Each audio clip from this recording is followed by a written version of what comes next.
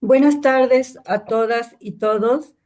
Son las 12 y es un honor para mí dar inicio al seminario académico permanente en la segunda sesión que organiza el maestro Víctor Becerril y el maestro Emanuel Orozco y que nos da la oportunidad de tener estos seminarios especiales y particularmente el día de hoy tenemos un seminario de lujo porque contamos con dos espléndidos ponentes que son la doctora Rocío Sáenz y el doctor Osvaldo Artaza. Muchas gracias, doctora Sáenz, doctor Artaza, por haberse tomado el tiempo para acompañarnos en estos seminarios. Es un honor para todos nosotros y a nombre del Centro de Investigación en Sistemas de Salud.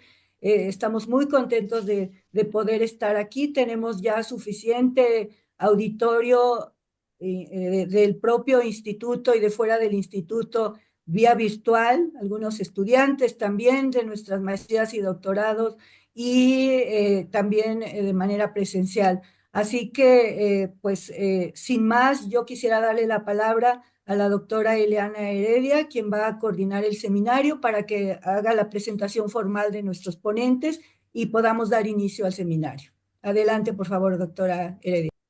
Muchas gracias, doctora Hortensia. Gracias a todos los que están conectados virtualmente y los que están presentes acá. Como decía la doctora Hortensia, hoy tenemos un seminario de lujo por dos razones muy importantes: por la relevancia en términos académicos y de experiencia en el ámbito de la toma de decisiones de nuestros dos ponentes, y por el tema que va a abordar el seminario, relacionado con los modelos de prestación de servicios centrados en la atención primaria de la salud.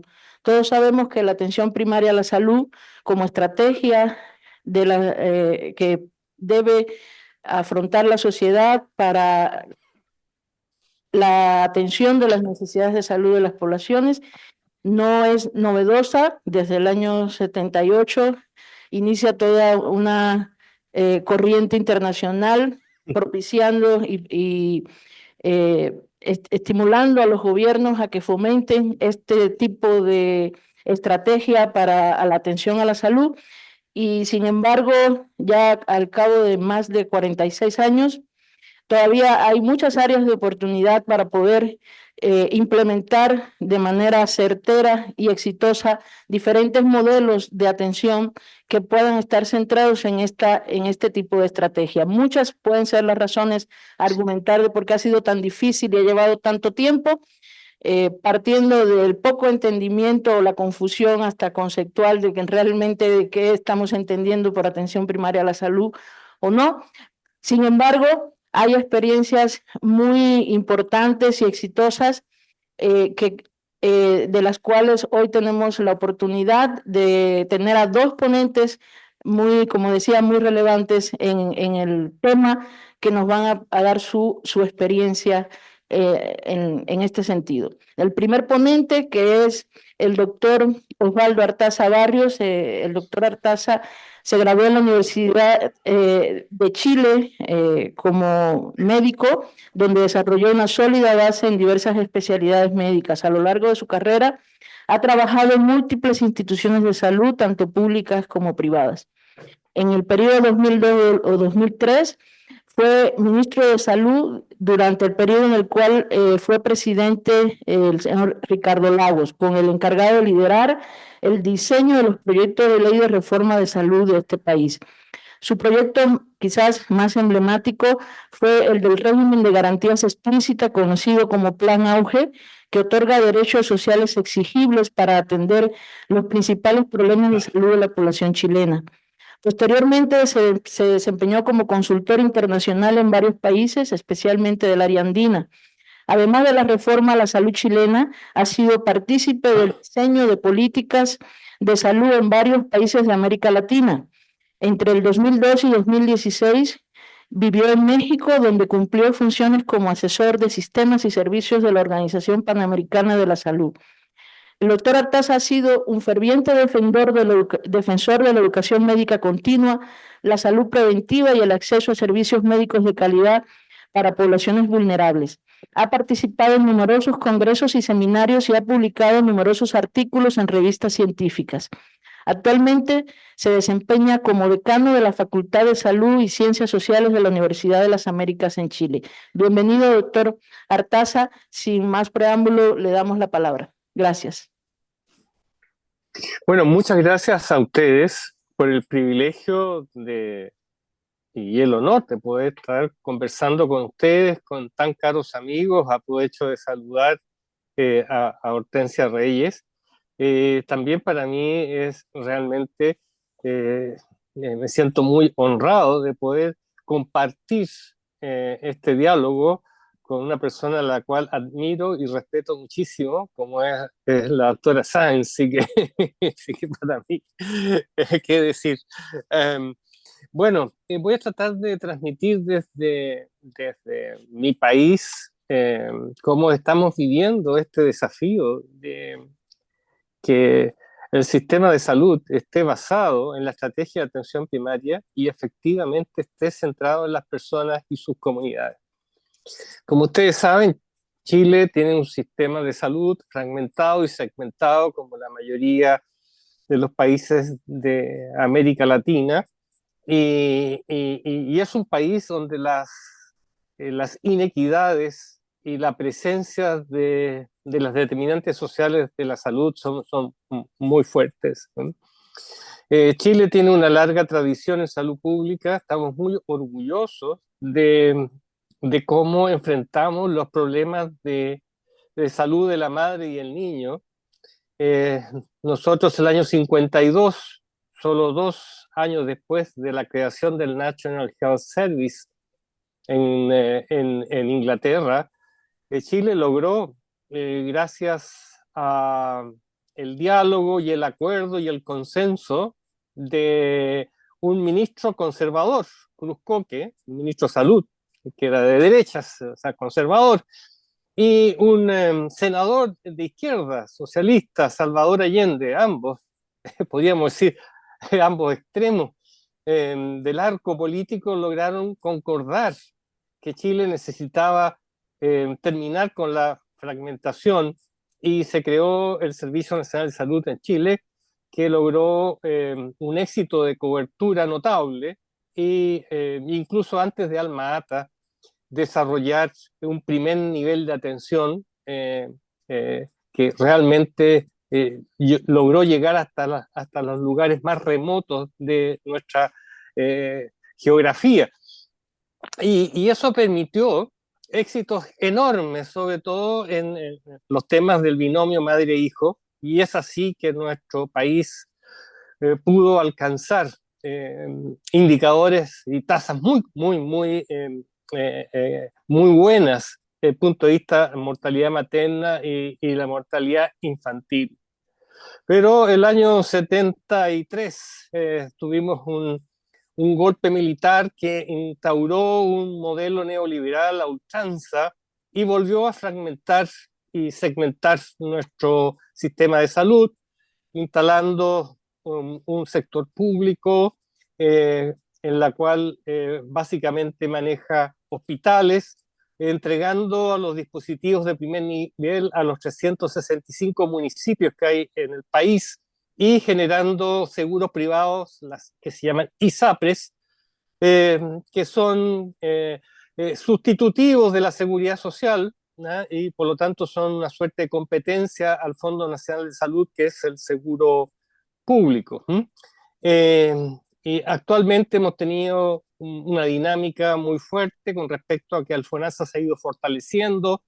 Las ISAPRES, los seguros privados luego de la pandemia han tenido una mala performance desde el punto de vista de su modelo de negocio y hoy día tenemos afortunadamente que se acerca al 90% de la población en el seguro público. Lo que no quita que tengamos, digamos, aún inequidades muy fuertes desde el punto de vista del per cápita de las personas que están en el sistema público, que es la gran mayoría de la población, y el per cápita con la cual reciben servicios la población más rica de nuestro país. Desde el punto de vista de la atención primaria, nosotros hemos ido logrando que el gasto público, que al principio de los años 90, una vez que se recuperó de la democracia, era solo de 1,9 puntos del producto, hemos llegado a 5,2 puntos del producto, pero es totalmente insuficiente, y eso se traduce en que un 30% del financiamiento de la salud es gasto de bolsillo, que todos sabemos lo ineficiente e inequitativo que es el gasto de bolsillo, y eso retrata que nuestro sistema está aún muy subfinanciado. Y la atención primaria de todo el gasto público, el año 90, recuperada la democracia, solo un 8% iba a la atención primaria, y actualmente es el 24% del gasto público, lo que al juicio nuestro es muy insuficiente.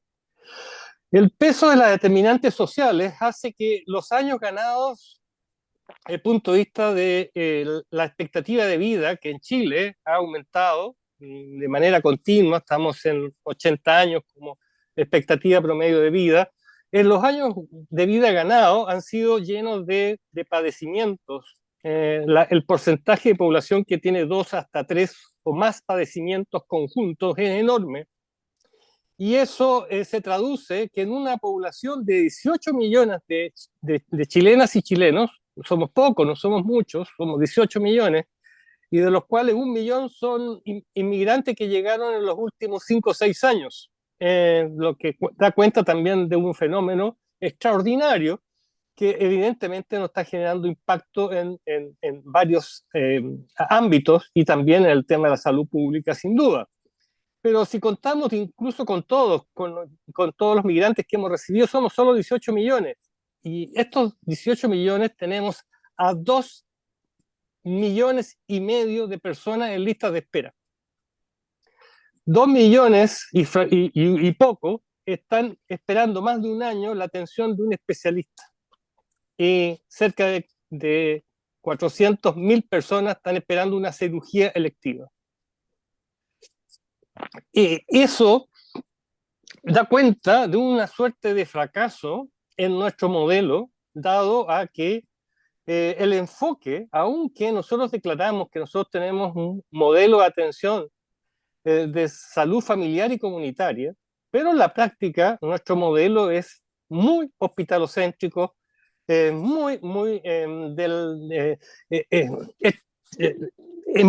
conducido por el paradigma biomédico, y evidentemente quienes tienen el poder y quienes determinan es la industria, los intereses de la industria, los intereses de los super especialistas, que desafortunadamente están muy ligados a los intereses de la industria. Y por lo tanto tenemos una presión constante porque el financiamiento aumente hacia los hospitales y tengamos muchas dificultades para poder actuar con un enfoque preventivo, un enfoque salutogénico. Sobre todo que nuestro modelo de desarrollo económico no ha logrado ser exitoso en disminuir inequidades. El modelo chileno se ha hablado mucho de que ha aumentado el per cápita, y eso es verdad, pero resulta que el 1% de la población más rica concentra el gran porcentaje de ese per cápita, y por lo tanto Chile sigue siendo uno de los países más inequitativos de América Latina, y por lo tanto eso da cuenta de una presencia brutal de los determinantes sociales. Entonces, nosotros tenemos entonces un modelo que en la práctica, aunque lo que se declara es una cosa, en la práctica está enfocado en los intereses de la industria, de los especialistas, etcétera, etcétera, y que por lo tanto la acción intersectorial para mejorar las condiciones, para propiciar el buen vivir, son insuficientes, y lo que se destina a la estrategia de atención primaria es también insuficiente, lo que se traduce en estas tremendas listas de espera. Y bueno, cuando uno ve las listas de espera y ve los medios de comunicación, lo que aparece en los medios de comunicación son los actores clásicos, el Colegio Médico de Chile, la industria, diciendo, mire, la solución a la lista de espera más hospitales, más, más de lo mismo. Y cuesta mucho decir, oiga, ¿por qué no colocamos más acento en mejorar las condiciones de vida de las chilenas y los chilenos en vivienda, en un salario digno, en trabajo saludable, condiciones de trabajo, acceso a la alimentación saludable? Chile, bueno, siempre estamos compitiendo con mi querido México, estamos compitiendo quién tiene más población obesa. Normalmente Chile les gana a México y somos los campeones. No, para el fútbol somos muy malos, nos va pésimo en fútbol, pero en obesidad somos los campeones. ¿Ah? Lo que da cuenta de que las personas eh, eh, comen lo que es más accesible y que es más barato. Y en Chile lo más accesible y lo más barato son ultraprocesados y comida totalmente inadecuada.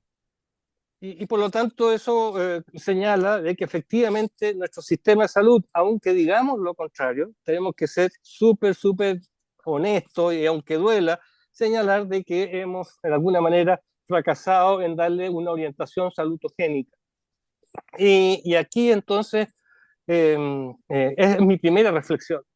Y la segunda eh, eh, tiene que ver con que una vez que superemos y logremos superar estos aspectos, que son aspectos de decisiones y de voluntad política, que signifiquen una reorientación de la mirada centrada en la enfermedad, centrada en la salud, guarda relación con mirar de manera distinta la organización de los servicios de atención en los dispositivos de primer nivel. En Chile somos súper normativos y súper verticales. Chile es un país unitario en la cual todo se decide en Santiago, la capital, en el Ministerio de Salud, y hay una serie de programas que son verticales y que todo es de arriba hacia abajo. Y a los que trabajan en la atención primaria se les exige una cantidad creciente de actividades y por lo tanto hay una serie de metas e indicadores, son enormes el listado de indicadores, somos campeones en indicadores que tienen que ver con la actividad curativa, con hacer. Lo que coloca una tensión enorme a los trabajadores de la atención primaria por producir, entre comillas, cosas, lo que les quita energía y tiempo para salir del box, para salir de las paredes del dispositivo o del centro ambulatorio y trabajar con la comunidad, trabajar lo más cerca de los domicilios, trabajar con las organizaciones sociales y trabajar intersectorialmente y junto con las personas y sus comunidades generar transformaciones de los contextos. Tenemos muy buenas y bonitas experiencias, pero esas buenas y bonitas experiencias son contracorrientes de personas que han tenido el coraje, equipos que han tenido el coraje, que se han dado el tiempo fuera de su horario funcionario, en las tardes, en los fines de semana, para prácticamente como un apostolado hacer trabajos en la comunidad, con las propias personas. Y por lo tanto allí hay un desafío enorme en nuestro país de efectivamente aprender de esas buenas lecciones, esos buenos resultados que han tenido sus equipos y apoyarlos para que efectivamente eso sea algo no solo que se declara, sino que se facilita que se realice.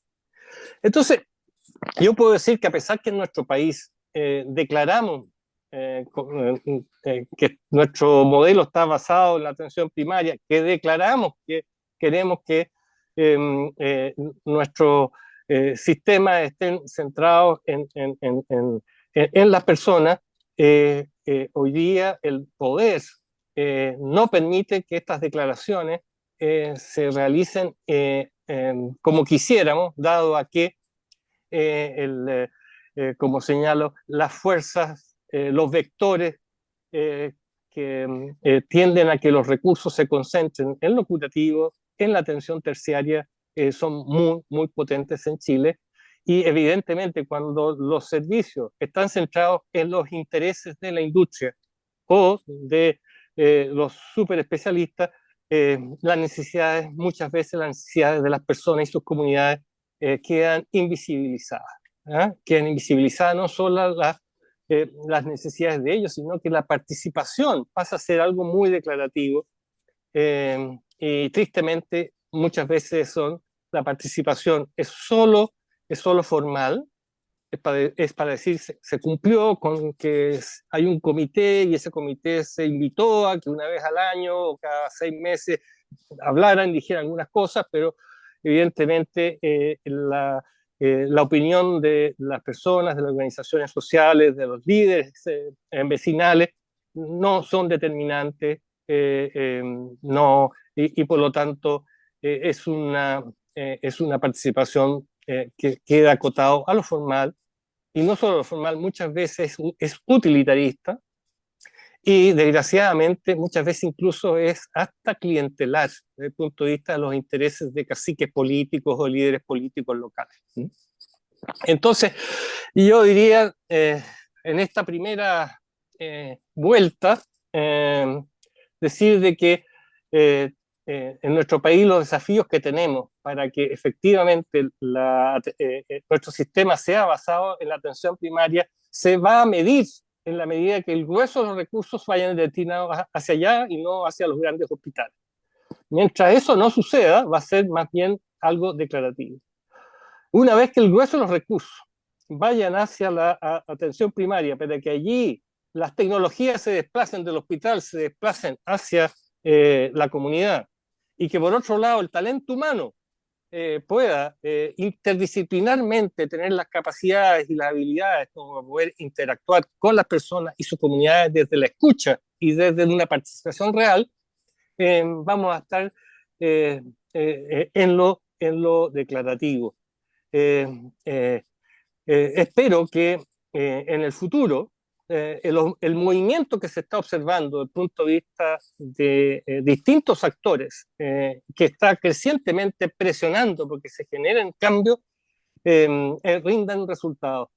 Algo que me da mucha esperanza es observar que cada vez más las instituciones formadoras, las universidades en nuestro país, están cambiando sus perfiles de egreso, haciendo cambios curriculares, tanto del pre como del posgrado, apuntando a generar capacidades, competencias y valores que faciliten la transformación. Eso es mi esperanza, y él personalmente es donde estoy hoy colocando toda mi energía. Bueno, ya vendrá el momento de poder interactuar, si es que después hay algún momento para contestar preguntas o entrar a un diálogo. Muchas gracias. Muchas gracias, doctor Artaza, por compartirnos la experiencia chilena. Vamos a darle la oportunidad ahora a la doctora Rocío Sáenz. La doctora Rocío Sáenz Madrigal es exministra de Salud de Costa Rica y es coordinadora del Gabinete Social, donde apoyó el sistema de seguimiento y evaluación de los Objetivos de Desarrollo del Milenio. Fue presidenta ejecutiva de la Caja Costarricense del Seguro Social y en la coordinación de políticas públicas del Programa Salud, Trabajo y Ambiente para Centroamérica. Coordinó el primer informe de progreso y fue contraparte de los proyectos dirigidos a la infancia con UNICEF. También fue miembro de los equipos de respuesta a emergencias y desastres de la OPS y de la OMS en América Latina y el Caribe, con énfasis en Centroamérica. La doctora Sáenz ha trabajado como investigadora en programas de pregrado y posgrado de la Escuela de Medicina, Escuela de Salud Pública y Escuela de Enfermería de la Universidad de Costa Rica, donde actualmente se desempeña como directora ejecutiva de la Red de las Américas para la Equidad en Salud. Doctora Sáenz, bienvenida, muchas gracias. Adelante. Muy buenas tardes y primero que todo muchísimas gracias por esta invitación y por tener nuevamente la oportunidad de estar cerca del Instituto de Salud Pública de México gracias a la virtualidad y de compartir este espacio con el doctor Osvaldo Artaza y con todos ustedes. Realmente es un privilegio y me siento muy honrada al poder compartir esta experiencia y estas reflexiones. Eh, la descripción que ha hecho el doctor Artaza de la situación de Chile no es tan lejana a la situación de Costa Rica. Sin embargo, hemos recorrido algunos caminos juntos históricamente por actores que han estado muy cercanos de Costa Rica con Chile y en alguna medida nos hemos ido separando desde la perspectiva del desarrollo del sistema de salud, no de las personas, ¿verdad? El sistema de salud ha recorrido como otros caminos. Me gustaría como iniciar básicamente con que al inicio, como la mayoría de los ministerios de salud y de la prestación de los servicios de salud en la región de las Américas, en Costa Rica tuvimos un ministerio de salud que era el proveedor de los servicios de salud básicos a principios del siglo pasado, ¿verdad? Y finales del siglo XVIII y XIX, ¿verdad? Y posteriormente nació en los años 40 la Seguridad Social en Costa Rica como parte de este proceso y movimiento global de la protección social con los modelos tanto de Bismarck y todo el trabajo que se hizo a nivel de Alemania e Inglaterra. Eso hizo que Costa Rica tomara dos decisiones muy importantes en los años 40. Uno fue la creación de la Caja Costarricense del Seguro Social, el Código de Trabajo y la creación de la Universidad de Costa Rica. Ese elemento, digamos, importante en 1948 viene a sumar al trabajo que venía desarrollando el Ministerio de Salud, con un énfasis en aquel momento más dirigido a la población trabajadora. Gracias, y trabajadora formal, debo decirlo. Entonces, en aquella época eran prácticamente dos sistemas bastante bien delimitados, ¿verdad? En uno que atendía a la población no trabajadora, que era el Ministerio de Salud, y el que atendía la población trabajadora formal en los años 40. Poco a poco ese trabajo y esa separación en la prestación de los servicios llevó a que mientras en Chile, después de que nosotros habíamos desarrollado esta seguridad social muy parecida a la chilena, se rompiera con esa unidad del sistema de salud, se llevó a que en el caso de Costa Rica se empezara un proceso como a la inversa, más bien empezar a trasladar todo lo que eran los servicios de salud médicos hacia la seguridad social. Entonces los hospitales se trasladaron a la seguridad social bajo una, digamos, sombrilla de búsqueda de eficiencia y de sumar esfuerzos, puesto que ambas instituciones tenían personal contratado e instalaciones en lugares similares, pero en otras no necesariamente. Entonces, de alguna manera, aquella herencia, digamos, del Ministerio de Salud, de más de programas de salud pública y la prestación de los servicios médicos, se empieza esa transformación. Primero en los años 60 con la extensión de la universalización de los seguros de salud, pero en los años 70 se empieza ese traslado de los servicios de salud.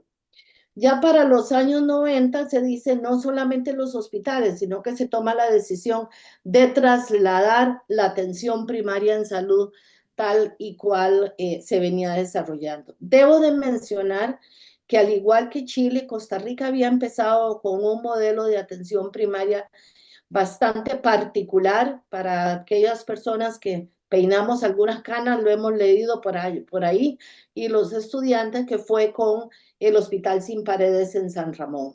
Ese fue un ejemplo que en los años 70, antes de la declaración de Alma Ata, se planteara en una zona en el centro del país, en el occidente del país, el Hospital Sin Paredes. El nombre en sí mismo les da a ustedes una idea de que era un tema de salir de la parte de intramuros hacia la comunidad. Y uno de los aspectos, digamos, que en lo personal yo valoro de ese trabajo del doctor Ortiz Galler y de todas las personas que acompañaron ese trabajo en ese momento, es que pusieron en la mesa la importancia de la participación de la comunidad. Ese fue digamos, el, el regalo, podríamos decir, o el aporte que dio Costa Rica a la atención primaria cuando se hace la declaración en Alma Ata, y uno de los pilares es la participación. Ese tema no es menor, no es menor para el caso de Costa Rica, porque de alguna manera está impregnando una identidad un poco diferente a los otros desarrollos de la atención primaria en el país. Entonces, como les mencionaba, ya empieza a darse este trabajo más mancomunado para la prestación, y entonces pasamos a hacer un servicio de salud fragmentado a un servicio a un sistema de salud muchísimo más unificado, en donde en los años 90 ya se toma la decisión de que el Ministerio de Salud de Costa Rica no ofrece ningún servicio de salud a las personas tradicionales, excepto el tema de Sensinay, que es un programa de alimentación y nutrición para las poblaciones, y los temas de malaria y algunos programas verticales que persistían todavía. Pero todo lo demás se traslada a la seguridad social, y el Ministerio de Salud asume lo que se ha denominado la rectoría en salud, es decir, el direccionamiento y la conducción de las políticas públicas. Y la Caja Costarricense del Seguro Social es la prestadora, pero también es la recaudadora y es la que acumula los recursos.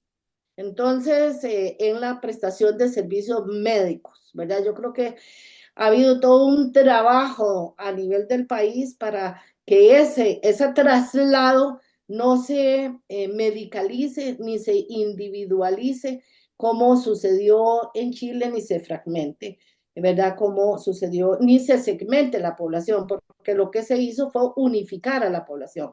Entonces, en este momento el país ostenta un sistema de salud de carácter universal, un sistema de salud que busca la protección de todas las poblaciones, incluido las poblaciones en condición de pobreza, porque el Estado asume el aseguramiento de dar ese financiamiento hacia la seguridad social, ¿verdad?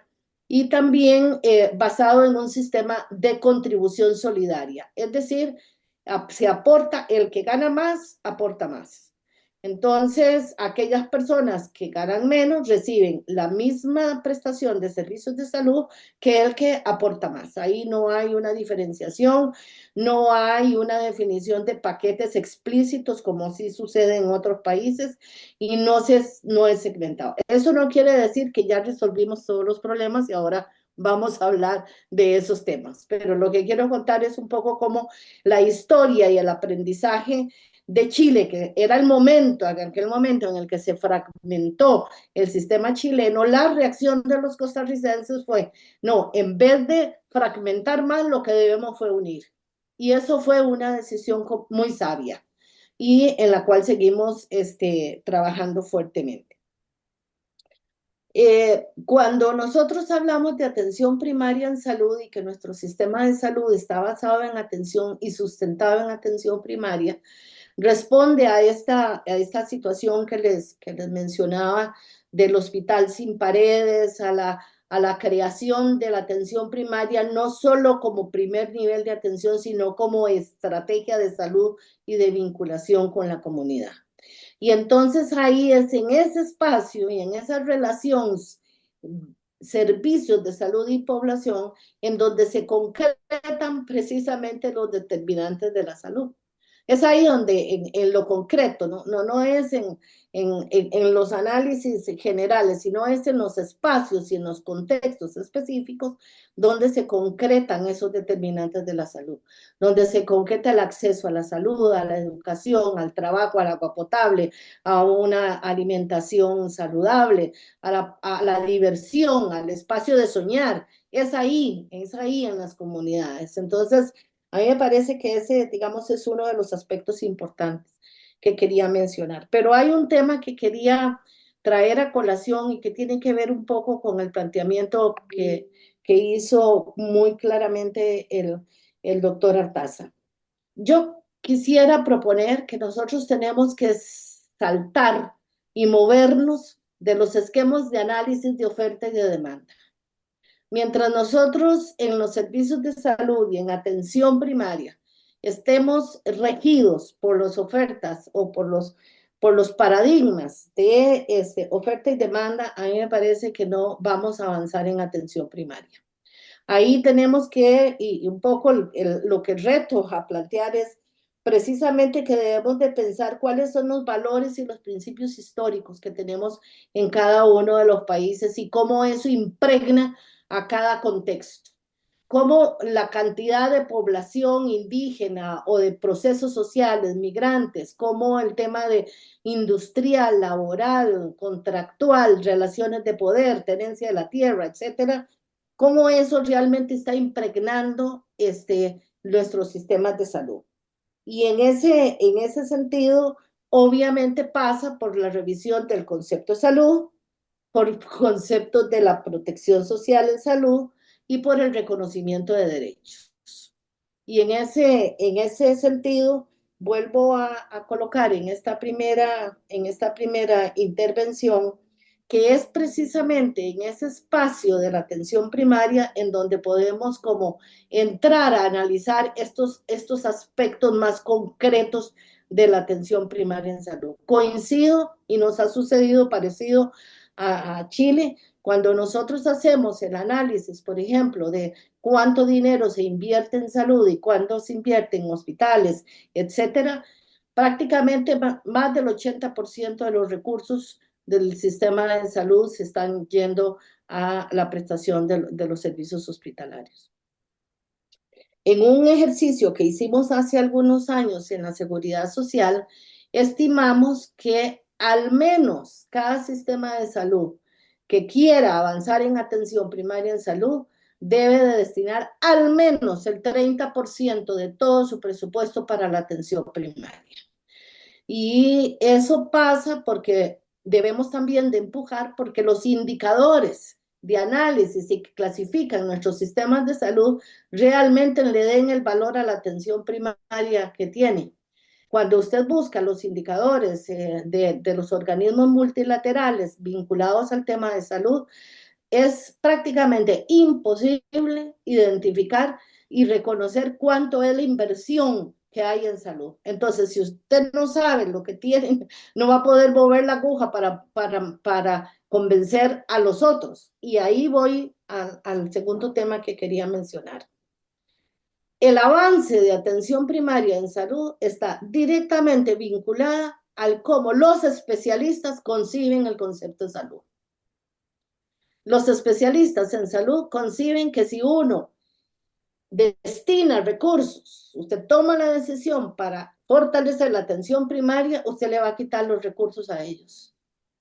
Y por lo tanto, esa lucha que no se enfrenta normalmente, ni nacional ni internacionalmente, es la que frena ese avance en la atención primaria en salud.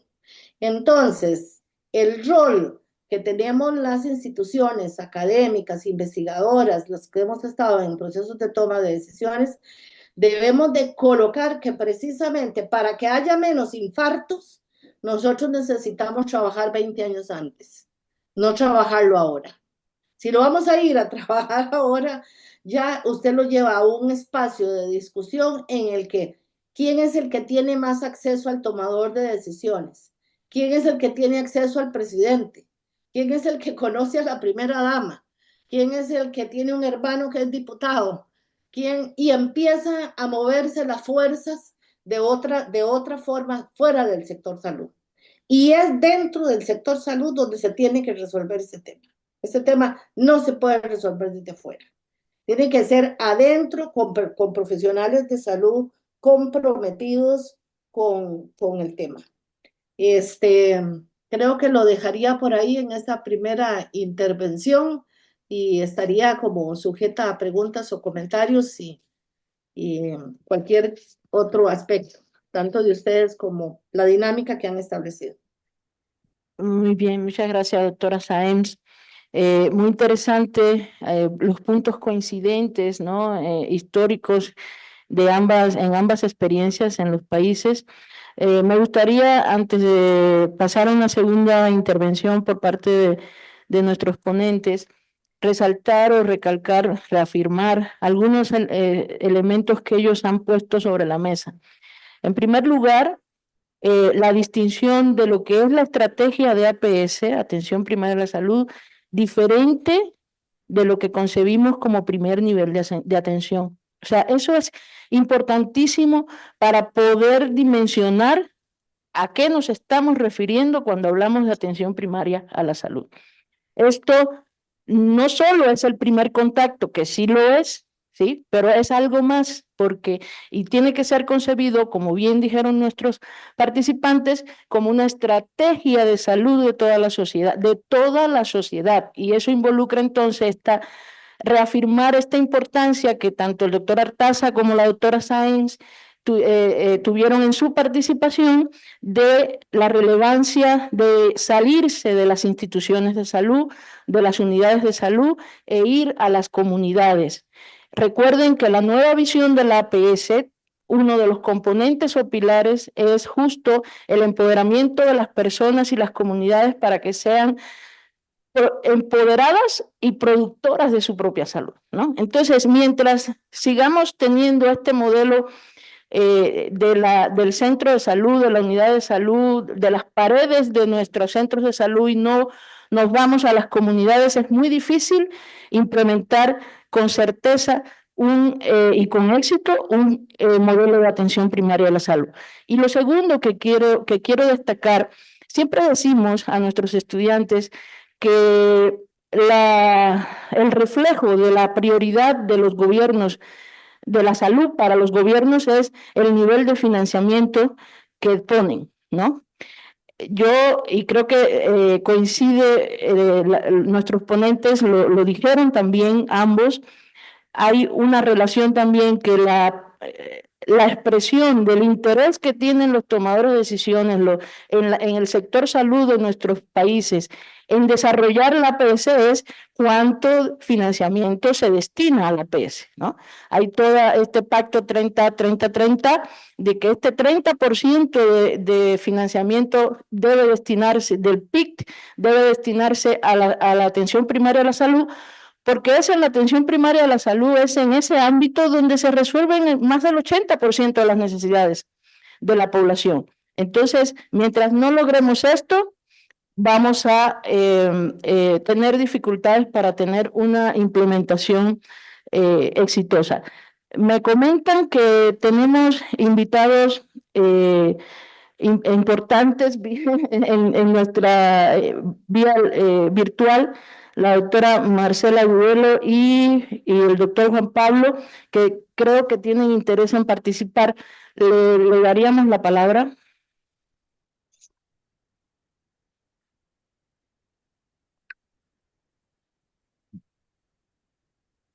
Sí, doctora Marcela Agudelo, además de saludarte, me da mucho gusto que estés aquí.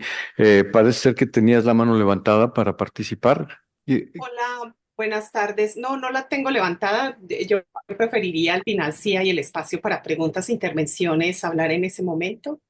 Ok. Juan Pablo, ¿qué tal? Buen día también. Parece ser que tenías por ahí. Hola, buen día. No, igual que Marce, o sea, no levanté la mano. Aprovecho solo para saludar a Osvaldo y a Rocío. Un gusto verles. Igual me reservo para el final. Gracias. Muchísimas gracias. Sí, entonces, por favor, doctor Osvaldo Artaza, si quiere tomar la palabra nuevamente. Muy brevemente quiero colocar 3 ejemplos para reforzar lo que decía Rocío con respecto a esta suerte de batalla o combate entre hacia dónde se van los fondos y digamos las prioridades. Me recuerdo cuando estuvimos implementando el régimen de garantía explícita en salud, uno de los temas que queríamos impactar era en la mortalidad por infarto, dado que en Chile los que se morían por infarto no eran los gerentes, sino que los pobres. Y también queríamos impactar fuertemente en algunos cánceres, donde ni siquiera se hacía el diagnóstico, por las inequidades y por lo que ya señalé de las fuertes determinantes sociales de la salud. Entonces, la idea era que el derecho a la salud, al menos en el 70% de la carga de enfermedad, estuviera, digamos, se pudiera garantizar por ley en términos de oportunidad, accesibilidad, protección financiera y calidad. Entonces, me recuerdo cuando estábamos viendo justamente cómo implementar el tema de disminuir el infarto, y se convocaba a distintas personas y aparecieron los cardiocirujanos que decían, pero sí es obvio, lo que necesitamos es más intensivo y necesitamos más quirófanos para circulación extracorpórea y los hemodinamistas que querían esto, este otro.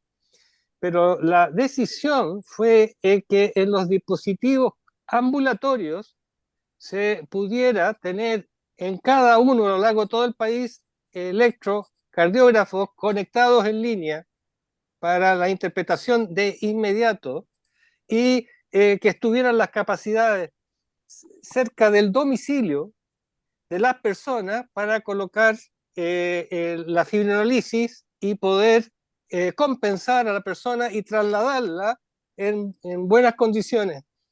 Y eso fue un éxito enorme y hemos tenido un muy buen impacto desde el punto de vista de la mortalidad por infarto, dado a que la decisión fue no hacerle caso a los cardiocirujanos.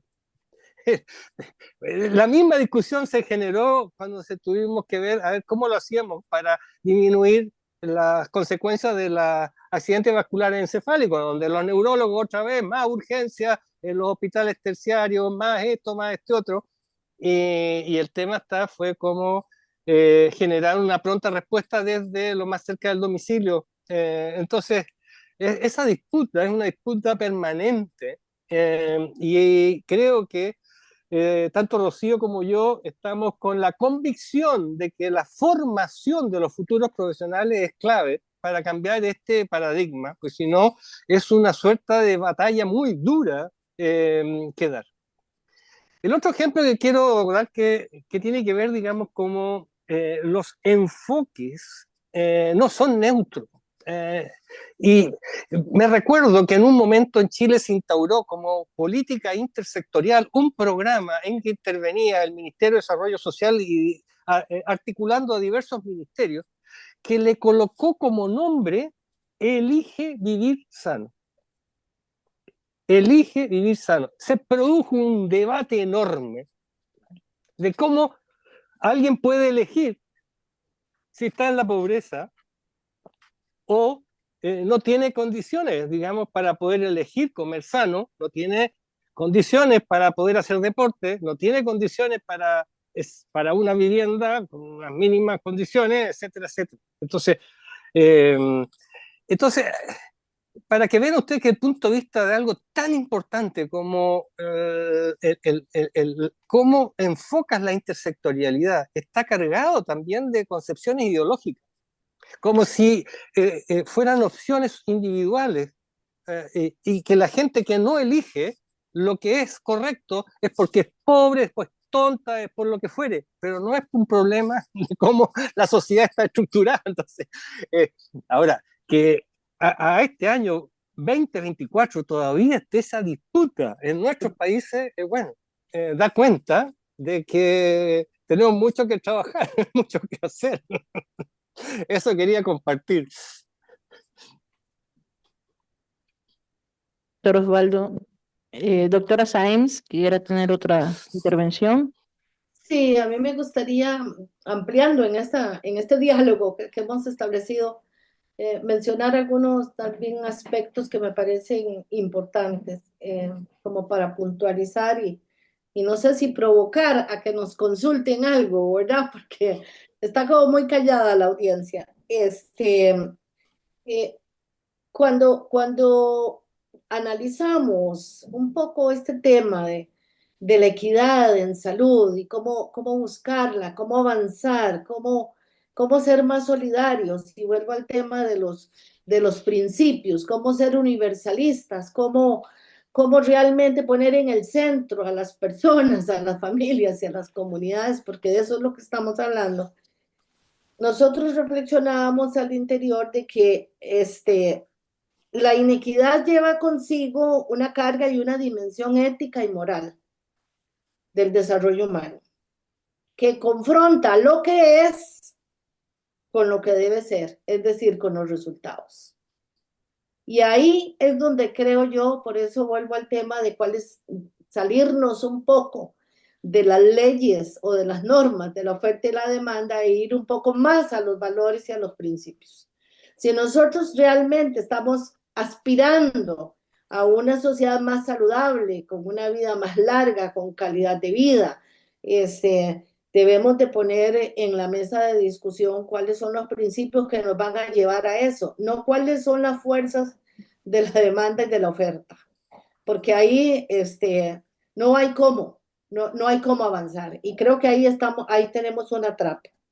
La otro tema que quería mencionar es que la solidaridad implica el mejor estado posible de salud y de protección social de una población que permite garantizar recursos suficientes para las nuevas generaciones.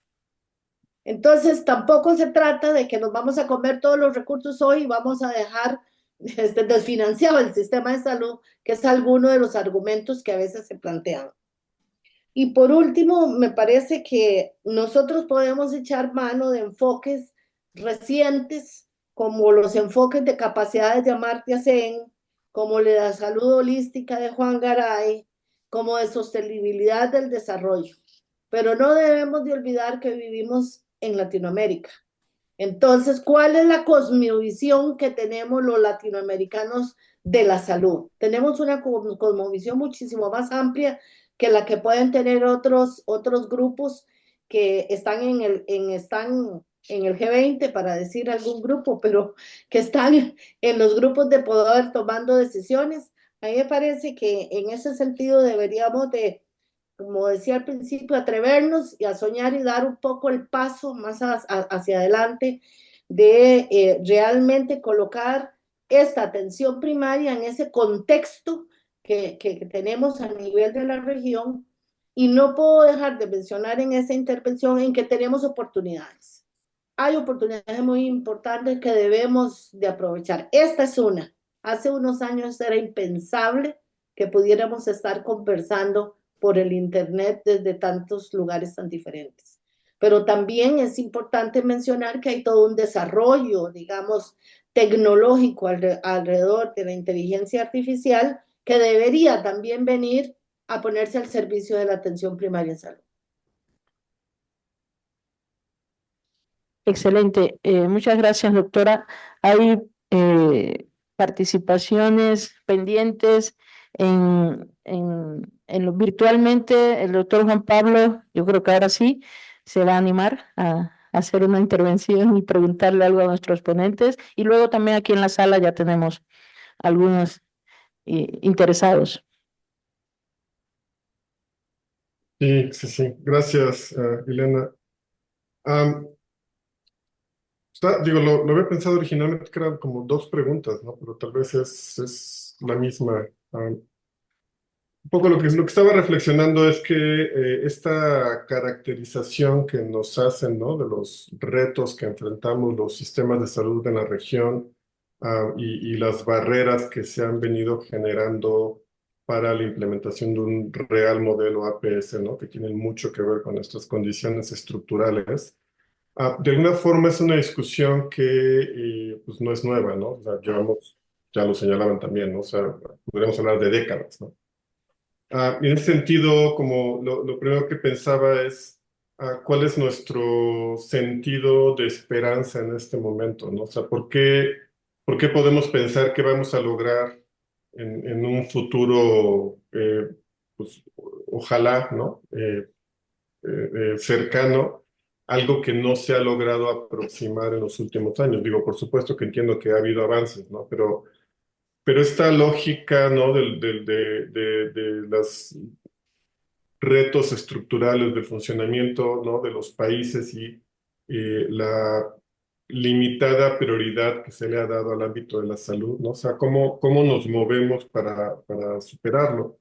Y lo pensaba, por eso pensaba la segunda pregunta como enlazado en el comentario que hacía Rocío hace un momento, ¿no? En términos de cómo pensamos o repensamos este abordaje APS desde la perspectiva regional, ¿no? Y entonces probablemente hay una conexión ahí, ¿no? Pero en esta lógica de hacia dónde deberíamos innovar, ¿no? ¿Qué es lo que ustedes cómo lo ven en el sentido de qué habría que pensar ya fuera de la caja, ¿no? Para lograr avanzar, ¿no? Dadas las condiciones, dado el contexto en el que estamos, hacia pues una real prioridad hacia salud y hacia cómo pues sí nos movemos hacia modelos APS. Gracias. En el mismo orden de participación, si puede intervenir primero el doctor Osvaldo y luego la doctora Sáenz. Bueno, primero saludar a Juan Pablo, un abrazo grande.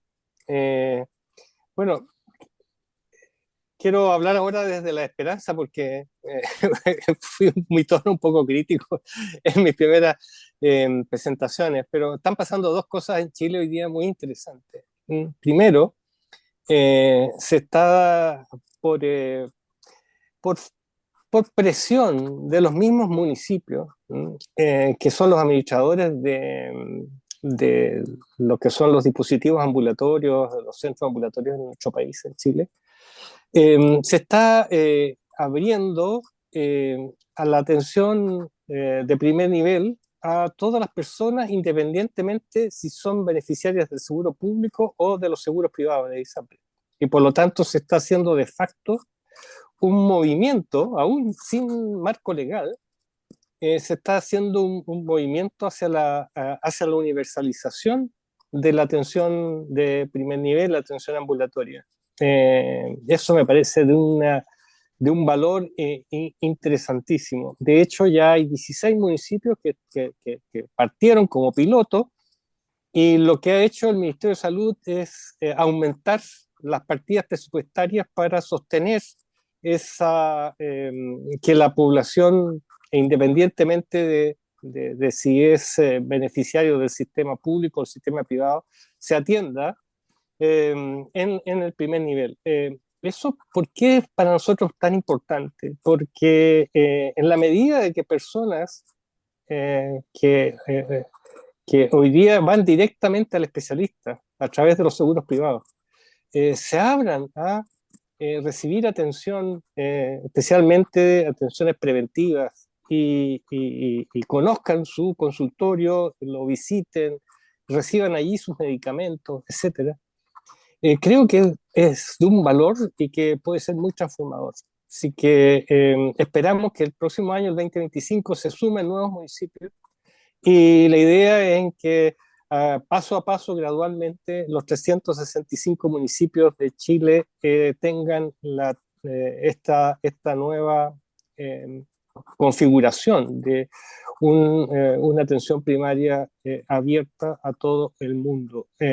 Eso creo que da una señal de que integrar los sistemas, terminar con la fragmentación, va en la línea correcta. Lo segundo, en la medida de que las personas valoran la atención que es cercana a sus domicilios y ya no solamente presionan por más hospitales, empiezan a valorar más a sus centros cercanos, esa confianza se traduce necesariamente en más poder y más financiamiento.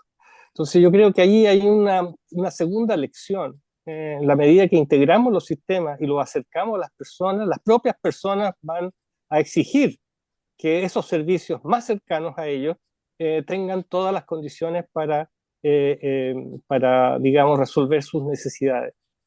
Y en la medida de que confíen más en ellos, se va a desencadenar también un proceso de mayor exigencia por transparencia y participación. Por lo tanto, yo diría que, por lo menos en Chile, esos son vectores interesantísimos que pueden generar cambios sostenibles en el largo plazo. El segundo fenómeno que en Chile está pareciendo muy interesante es que los modelos de negocio clásicos de los seguros privados están entrando en crisis.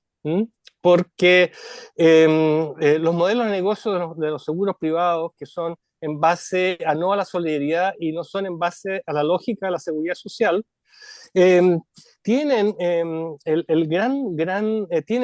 como podríamos decir, el demonio en su interior, porque son muy inflacionarios, y por lo tanto, al ser muy inflacionarios, llega un punto en que las primas que exigen a sus afiliados pasan a ser impagables por las personas, salvo que sean muy, muy, muy ricas. Y ese fenómeno se empezó a generar en Chile, en que las ISAPRES empezaron a señalar de que iban a caer en insolvencia, dado a que el modelo de negocio lo que generaba era un encarecimiento tal que las primas iban haciendo cada vez, los planes se subían, el valor de los planes a un nivel que se empezó a reducir la cantidad de sus afiliados.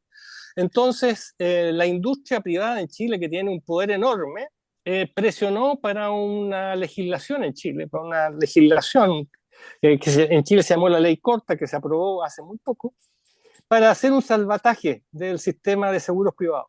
Ahora, lo que se generó con ese salvataje, que fue más bien, fue gatillado también por un fallo de la Corte Suprema, en que dio por mal cobrado que las ISAPRES cobraran distinto por riesgo, y dijo, bueno, si todos los chilenos somos iguales ante la ley, ¿por qué discriminan por sexo y edad, etcétera? Y por lo tanto dio por mal cobrado en algunos años, y por lo tanto obligó a que las ISAPRES devolvieran esos recursos, entre comillas, mal pagados, lo que agravó esta situación de eventual insolvencia. Entonces, la presión fue por generar una nueva condición para la sostenibilidad de los seguros privados, y se legisló. Y en la legislación, lo que fue muy curiosa, porque es como para hacer un estudio de campo, porque lo que sucedió es que para resolver el tema del fallo de la Corte Suprema chilena y dar sostenibilidad a la ISAPRE, se terminó por encarecer más los planes todavía. Entonces,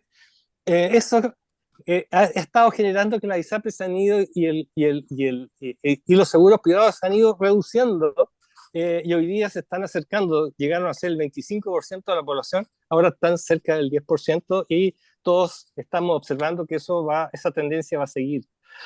Pero lo curioso es que junto con este fenómeno de para salvar la ISAPRES se las redujo o se las encareció, es que se aprobó un artículo en esa misma ley que estaba hecha para los seguros privados, en que crea lo que se llama la modalidad de cobertura complementaria. ¿Qué significa eso? Que el FONASA puede contratar colectivamente un seguro colectivo adicional al 7% obligatorio para aquellas capas medias que quisieran salirse de la ISAPRE y entrar al Fondo Nacional de Salud con una cobertura adicional para seguir utilizando prestadores privados. Entonces, esta modalidad es muy interesante, porque establece que el seguro público, el FONASA, puede utilizar los prestadores privados, pero en convenio con una lógica sanitaria, con una lógica de mecanismos de pago basados en transferencia de riesgo, o sea, a través de GRD, y en la cual el mismo FONASA licita un gran seguro colectivo para aquellas capas medias que quieren seguir utilizando los prestadores privados.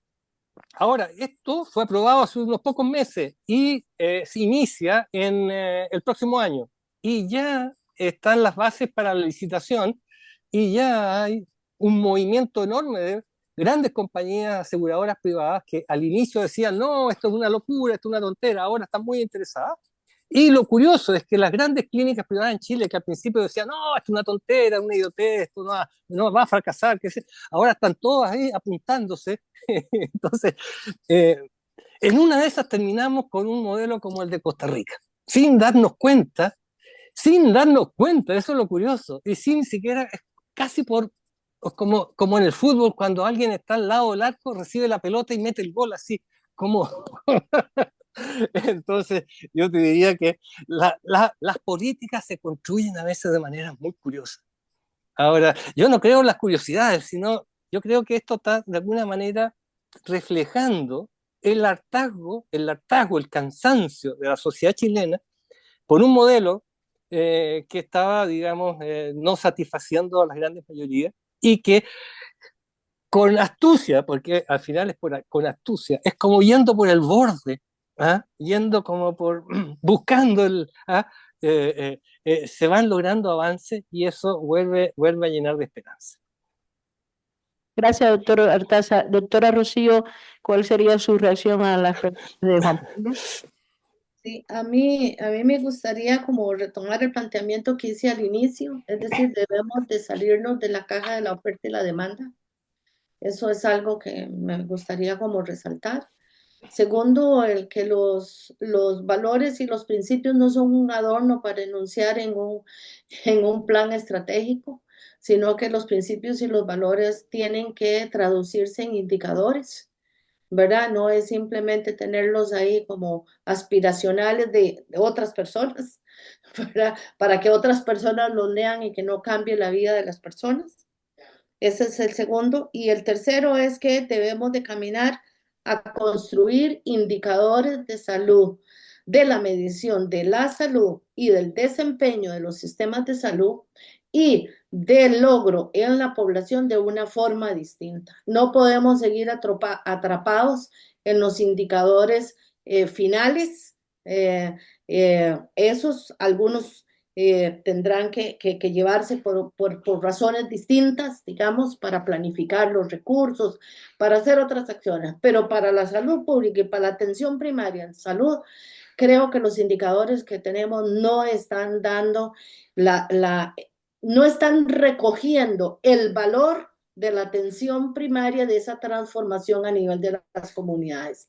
Y eso tiene un fondo, eso no es casual que no se haya hecho, no es porque no quisiéramos hacerlo, es porque hay fuerzas que no quieren que avancemos en esa línea, porque entonces se reducen algunas transacciones en otros espacios. Entonces yo creo que eso hay que tenerlo como muy claro. Desde mi perspectiva, el tema multidisciplinario, interdisciplinario, intersectorial requiere un redimensionamiento alrededor de al menos estos aspectos que acabo de mencionar. No es un checklist. Le consultaron a las personas, no, es cómo se transformó el sistema, se transformó el servicio. Hay que llevar la contabilidad de cuántas vacunas se pusieron. Si redujimos el sarampión, por supuesto que sí, eso hay que llevarlo, pero ya no es suficiente. Son procesos, la atención primaria, la vinculación de lo social con los servicios de salud con lo social, con lo histórico, y por lo tanto hay que construir indicadores de forma diferente. No podemos seguir midiendo las cosas igual. Es más, ni siquiera hay un estándar de cuánto invertir en atención primaria. ¿Cuánto nos costaría llevar toda la atención primaria al 100% de la población? Vamos a seguir modelos de construcción de equipos básicos de atención integral en salud como el de Costa Rica, o cada país va a buscar su propia forma de cómo llegar y implementar la atención primaria en salud. ¿Cuánto cuesta eso? ¿Verdad? ¿Cuánto cuesta eso? ¿Cómo? Y obviamente las visiones de largo plazo. Ya llevamos más de 30 años. Es más, Alma Ata fue en el 78. Alma Ata. Nosotros empezamos con este trabajo, Hospital Sin Paredes, en el 70. Son 50 años luchando en este tema y creo que es suficiente como para que ya a los 50 años ya uno está como que queriendo entrar a ser adulto mayor, ¿verdad? Entonces creo que es momento de replantear un direccionamiento y un análisis de la atención primaria desde las bases.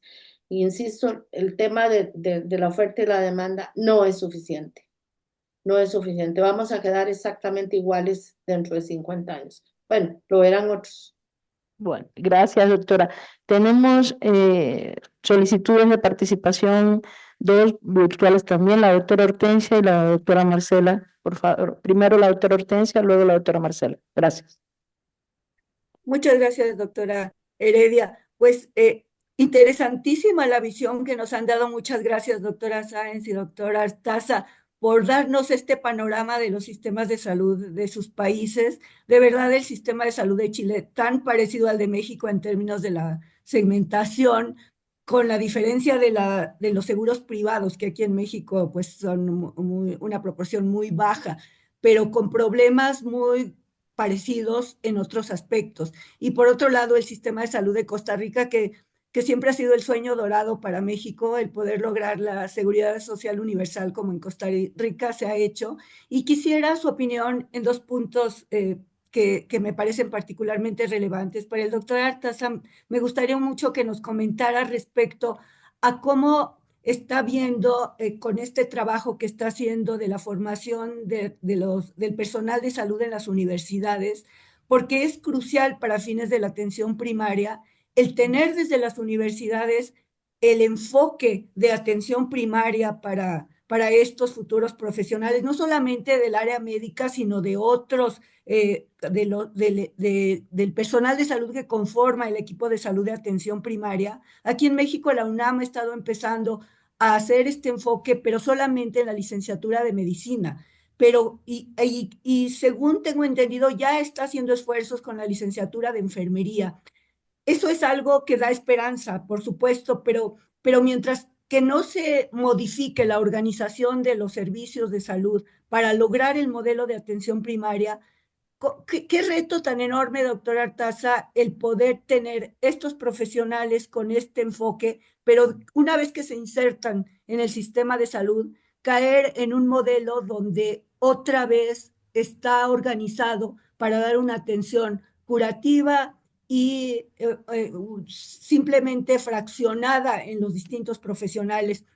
Su opinión sería muy importante para nosotros, creo, como una aportación de cómo lograr esta interacción entre los recursos formados para que se inserten en servicios de salud con una organización adecuada. Y para la doctora Sáenz, que es muy importante su perspectiva de la incorporación de la comunidad y la experiencia de Costa Rica, uno de los puntos importantes que no hemos logrado nosotros en nuestro sistema de salud de México es la participación justo de las personas con el empoderamiento para la toma de decisiones compartidas en la atención, que es tan importante y que no hemos logrado romper este enfoque de unidireccionalidad autoritario de nuestro sistema de salud, la posibilidad de cambiar a esta posibilidad, porque también la población no está en las personas con ese empoderamiento propio, porque no les hemos dado esa oportunidad.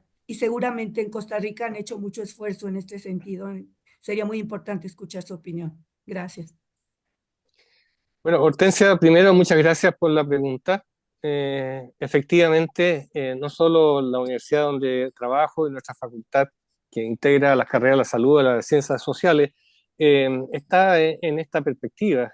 Hoy día hay una red muy fuerte en Chile que se llama Universidades por el Territorio, donde se está generando, digamos, cada vez más presión por ajustes, cambios curriculares, que ya muchos hemos empezado, para que primero el estudiante de las carreras de la salud no lo haga solamente, los resultados de aprendizaje no los obtenga solamente en aula, sino que también en un balance entre el aula, las técnicas, las nuevas tecnologías y nuevas metodologías de simulación y aprendizaje, sino que también lo hagan en los propios territorios. O sea, trasladar la experiencia de aprendizaje situado hacia los territorios, creo que eso es un paso muy, muy importante.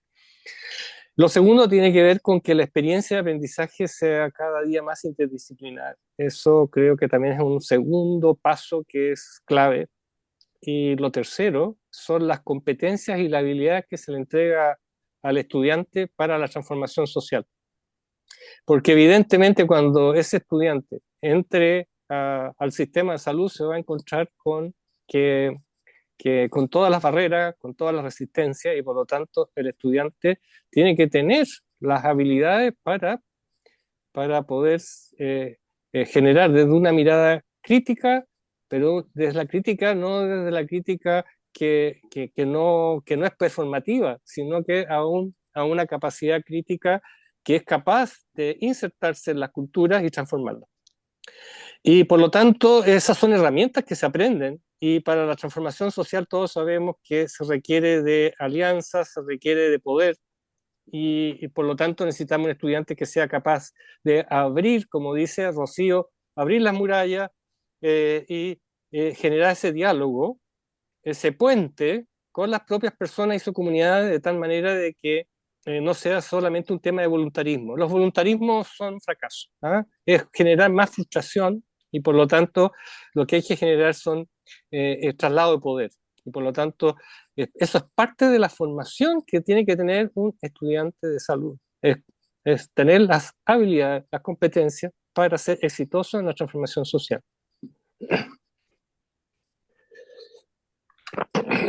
Pues adelante, doctora Sáenz. Gracias.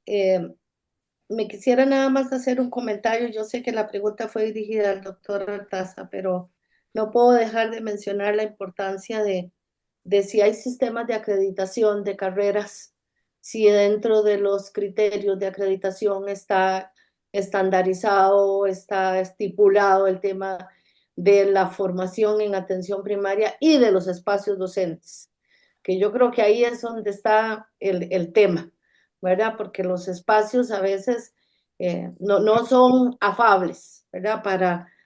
No ayudan, no colaboran, se vuelve otra vez al tema intramuros de alguna manera. Entonces me parece que ahí hay que darle esa lógica.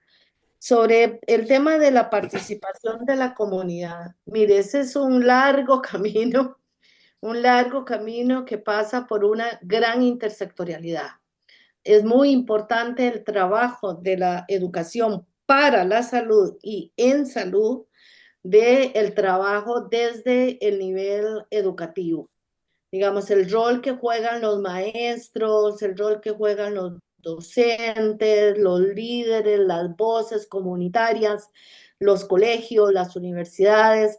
Me parece que el sistema educativo es uno de los determinantes de la salud, y no se puede ver solamente como el logro de haber terminado la primaria, sino que terminó la primaria y tiene un concepto y un valor de lo que representa para esa persona vivir saludable. Entonces ahí es muy importante ese trabajo en el sistema educativo. Asimismo, los programas de educación para la salud, Chile tenía uno de los programas más famosos de educación y de formación de educadores para la salud. Formó educadores para la salud para toda la región de las Américas, y eso desapareció. De los años 70 a la fecha, ya no encuentra uno educadores para la salud. Encuentra educadores que les interesa el tema de salud, pero educar en salud requiere de unas habilidades y unos conocimientos distintos. Entonces a mí me parece que ahí rescatar un poco a esas cosas que hemos perdido muchos de las personas nuestras costarricenses que trabajaron en educación para la salud se formaron en Chile, ¿verdad? Se formaron en Chile para comunicar en salud, para transmitir, para reducir la brecha de conocimiento que tienen los profesionales de la salud con la comunidad, y poder traducir esas necesidades que tiene la población y que nosotros no sabemos leer porque nuestra formación no está hecha para eso. Entonces ahí hay un tema que hay que retomar en el tema de educación para la salud. Obviamente utilizar los medios ahora, ustedes saben que las redes sociales son increíbles ahora en ese tema, se pueden utilizar las nuevas tecnologías, pero no abandonar, por ejemplo, la radio. Fue muy importante en educación para la salud en Costa Rica y en América Latina. Las novelas, las radios, los programas, la invitación de la gente a hablar sobre educación en salud fue muy importante. Y obviamente un aspecto que tiene que ver directamente con la atención primaria y en educación en salud. muchas veces por la forma en que estamos estructurados los sistemas de salud, las personas que están en atención primaria se les asignan funciones de reporte de datos, de información. Y esa información la tienen que trasladar al segundo y al tercer nivel para que alguien en un escritorio la junte y diga a ver qué dice eso a nivel nacional. Eso para nosotros en Costa Rica no es atención primaria. Ese dato tiene que decirle algo a la persona que registró y tiene que tener una acción. Ahí es donde empieza el trabajo de la educación para la salud, esa construcción de evidencia. ¿Qué significa para una comunidad que muera un niño menor de 1 año? ¿Qué significa esa pérdida? ¿Qué impacto tiene no solamente para el sistema de salud, sino para la comunidad? Ese tema de registrar eventos en salud para que otro lo lea en un escritorio. Si ustedes quieren, hay que seguirlo haciendo, pero no es suficiente.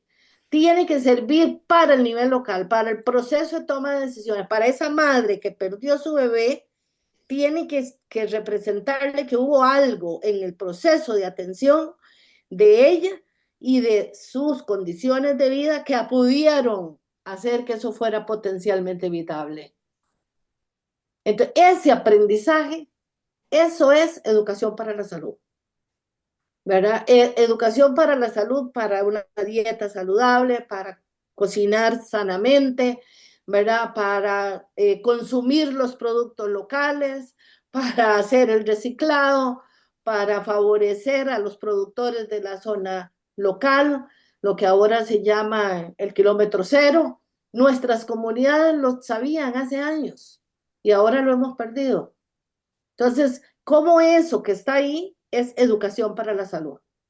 ¿Cómo eso se transforma? Eso que para nosotros son indicadores, son tablas, son cuadros, son gráficos. ¿Qué significa eso para esa persona, para esa familia y para esa comunidad? ¿Y cuáles acciones debemos de hacer en cada uno de esos niveles y no solo enviar el dato para que alguien acumule y agregue a nivel nacional? Muchas gracias. Ya como última participación, la doctora Marcela Agudelo, por favor.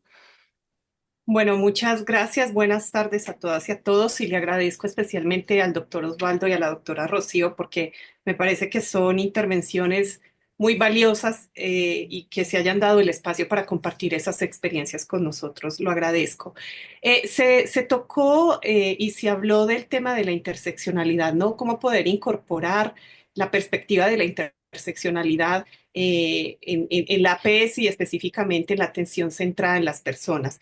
A mí me gustaría si nos pudieran contar un poco más o ahondar un poco más en cómo se ha hecho esto en términos de poder incorporar esta visión en las políticas públicas, ¿no? Porque hablamos de interseccionalidad desde muchos ámbitos, desde estas desigualdades, inequidades de género, de clase social, de etnicidad, pero cómo se ha ido construyendo esta perspectiva en las APS desde su experiencia, por ejemplo, para poblaciones que han sido históricamente marginadas, ¿no? Estamos hablando de poblaciones de mujeres indígenas, por ejemplo, de población afrodescendiente, en el caso, por ejemplo, del doctor Osvaldo que nos hablaba de los migrantes, ¿no? Que Chile se ha convertido en un referente importante en cómo han buscado y han implementado estrategias para poder incorporar la atención de esta población en la atención en salud. Entonces me parece que este tema no es menor porque cuando estamos hablando de dar la atención y de centrar la APS en las necesidades específicas de la población, también es importante tener en cuenta que estas necesidades son muy variadas, ¿no? Y que van a depender también del contexto estructural y social de las personas, pero que también van a estar marcadas por estas otras factores y estas cuestiones que van a incidir de manera directa en cómo ellos pueden pues acceder y recibir atención en salud y atención de calidad y de que esto pueda contribuir a la reducción de las brechas y de las inequidades en salud. Muchas gracias. Gracias. En 5 minutos, doctor Osvaldo, doctora Rocío. Bueno, primero, excelente pregunta. Y ahí estamos nosotros bailando un... ay, siempre en algo muy difícil de resolver. porque primero, Chile es campeón para armar programas. Tenemos programas para los grupos indígenas, programas con enfoque de género, programas para discapacitados, programas para digamos, distintas minorías, diversidades sexuales, etcétera, etcétera, etcétera, etcétera. Y vamos teniendo distintos programas y empezamos a tener problemas de cómo esos programas conversan. Porque la gran tentación es que el programa se maneje de manera vertical y desde el poder del saber técnico. Entonces, y ahí tenemos la gran dificultad de decirle, por favor, el programa debería estar en el territorio y deberían ser los propios incumbentes, que es una lucha constante, ¿ok? Pero eso es lo primero que quiero decir, pero ahí estamos, cada día tiene su afán en esa lucha constante. ¿Ah? Lo segundo es que tiene que ver con en que Chile es un país muy polarizado, en que prácticamente ya no tiene centro, tiene derecha y tiene izquierda, ¿ok? Entonces, y vamos de un gobierno de izquierda a otro de derecha, con un parlamento que está a mitad y mitad, y por lo tanto es una pelea constante con respecto a desde dónde se miran todos estos temas.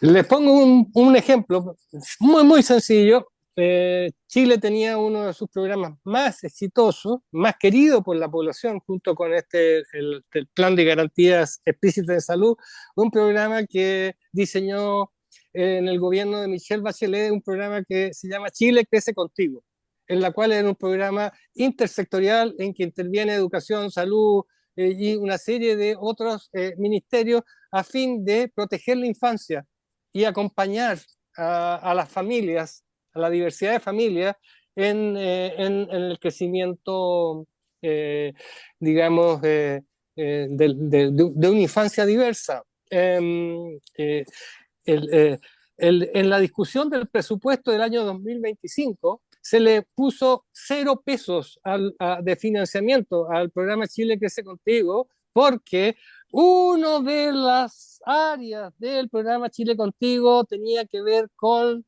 el manejo de los niños trans. Entonces, como había una línea que tenía que ver con los niños trans, entonces, y fue, al final se tuvo que negociar que se volviera a financiar el Chile Crece Contigo, pero sacando el financiamiento de esa línea. Entonces, eso da cuenta de que nos falta construir visiones de Estado de largo plazo, que nos permita dar una sostenibilidad más allá de la coyuntura, del ciclo político, con respecto a temas que deberían ser esenciales y compartidos por las mayorías. Bueno, eso quería simplemente decirlo, porque en estos temas es básico, digamos, que hablando de intersector, el intersector se juega en el territorio, lo que no está en el territorio no existe, y dos, que todas estas políticas públicas requieren para su gobernanza ser miradas como políticas de Estado de largo plazo, lo que a veces en nuestros países no es fácil. Ay. Gracias. Doctora Rocío. Sí, dos temas. Uno, me parece muy importante la formación de liderazgo para trabajar en interseccionalidad. Es decir, no es fácil trabajar en interseccionalidad. Cuando usted es una autoridad sanitaria y le corresponde trabajar en un tema, por ejemplo, como el efecto de la contaminación ambiental, pues te está generando más ingresos en el Hospital Nacional de Niños en Costa Rica y empieza a hacer un trabajo, digamos, interinstitucional e intersectorial, hay que reconocer que si eso involucra al Ministerio de Transportes, al Ministerio del Ambiente y al Ministerio de Salud, por lo menos, cada uno de ellos tiene que ser líder en el tema que le corresponde.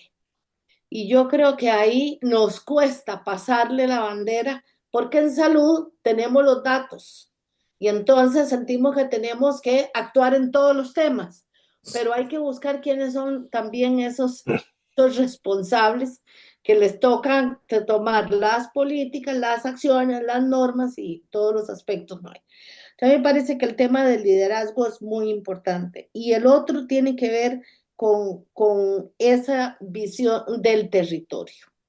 La interseccionalidad se da en el territorio. Ahí es en donde se da. Entonces, si estamos pensando en políticas públicas construidas de arriba hacia abajo, va a ser muy difícil. Tienen que ser construidas en las dos vías, y eso tiene que ver un poco con que en el caso de Costa Rica, nosotros no estamos tan polarizados como Chile. Todavía tenemos un centro bastante amplio. Y eso implica que hay que trabajar tanto desde la decisión de las políticas como desde las comunidades y tiene que haber un encuentro. Y ahí me parece que el aspecto del territorio y de los temas liderazgo y la formación para convencer a otras autoridades, para llevarles nuestros datos de asma en los niños y de ingresos y de gasto y de muerte y de sufrimiento a otros espacios, eso no es llegar con los datos de las tasas, las tendencias de la mortalidad infantil de los últimos 20 años. Eso es para el Ministerio de Salud. Para el Ministerio de Ambiente usted tiene que decirle, ¿cómo puede usted colaborar con esto? ¿Con quiénes va a colaborar? ¿Por qué usted tiene que colaborar en esto? Entonces, ese tema me parece fundamental para este tema de las interseccionalidades y de las responsabilidades. Y cuando estamos hablando de las poblaciones que han sido vulnerabilizadas históricamente, creo que uno de los aspectos que hemos aprendido, creo yo, hasta el momento, es que no podemos seguir fragmentando las intervenciones. Es decir, si estamos hablando de desarrollo humano y de equidad, tenemos que trabajar de una forma muchísimo más integral y no fragmentando las respuestas y de alguna manera segmentando con propuestas, entre comillas, tailor-made para cada una de esas poblaciones, porque al final las estamos segmentando y no estamos construyendo realmente una red más. No estamos construyendo, es más, estamos rompiendo las redes que hay a nivel local. Se están rompiendo con esas visiones fragmentadas. Entonces, a mí me parece que ahí hay un replanteamiento desde la perspectiva epistemológica que debemos de trabajarla más fuertemente. Muchas gracias, doctora Rocío. Bueno, ha sido un seminario de lujo, un aprendizaje muy significativo con estas experiencias de Chile y Costa Rica, con algunos aspectos coincidentes y otros no tanto. De mi parte, acá los presentes cerraríamos la sesión, a no ser, doctor Hortensia, si usted tiene alguna participación adicional. No, muchísimas gracias. Solo reiterar el agradecimiento a la doctora Sáenz, al doctor Artaza, por la valiosa intervención y el aprendizaje que nos llevamos de este seminario. Muchas gracias, doctores. Muchas gracias a todos.